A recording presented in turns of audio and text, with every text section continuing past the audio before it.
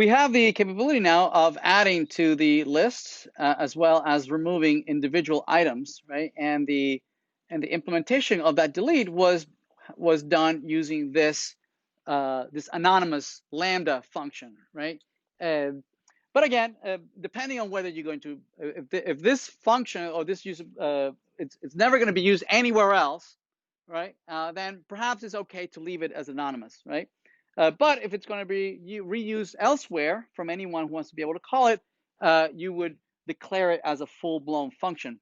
Also, if it's something fairly complex, other than maybe 2-3 lines, right, it's a good practice to have its own function, right? It makes it much harder if you have a really big function inside of another function, right?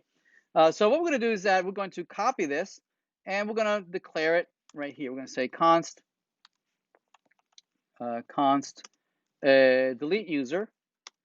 This user should take into as an argument the index we want to remove,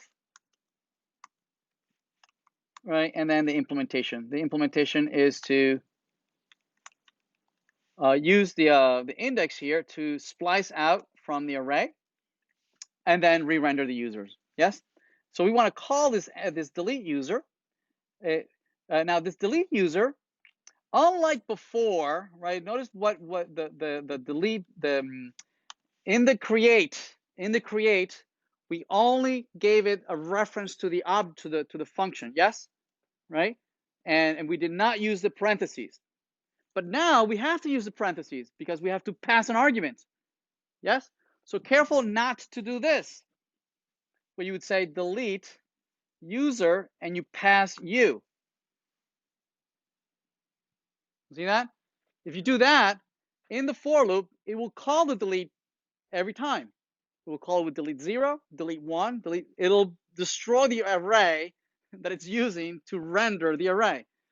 Okay, so it'll be like, you know, killing itself as it's moving forward, right? So don't do that. Careful with that. Instead, right, we want to postpone the invocation of this function when the event occurs. Yes. So to do that, we need to wrap this inside of a function. We need to wrap this inside of a function. Yes. Right. So if we do this and refresh, right, this still works. Right. Now this syntax is a little bit hard to read, so there's a little bit of a couple of shortcuts here. When the body of an arrow function, is a single line, when it's a single line, the parentheses, the curly brackets are optional.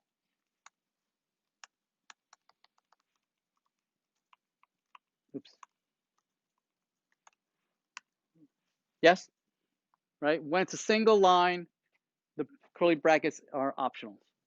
Okay, and you can call it like that. So it still makes it a little bit more readable. Everybody good? All right, so now it works just the same. Okay.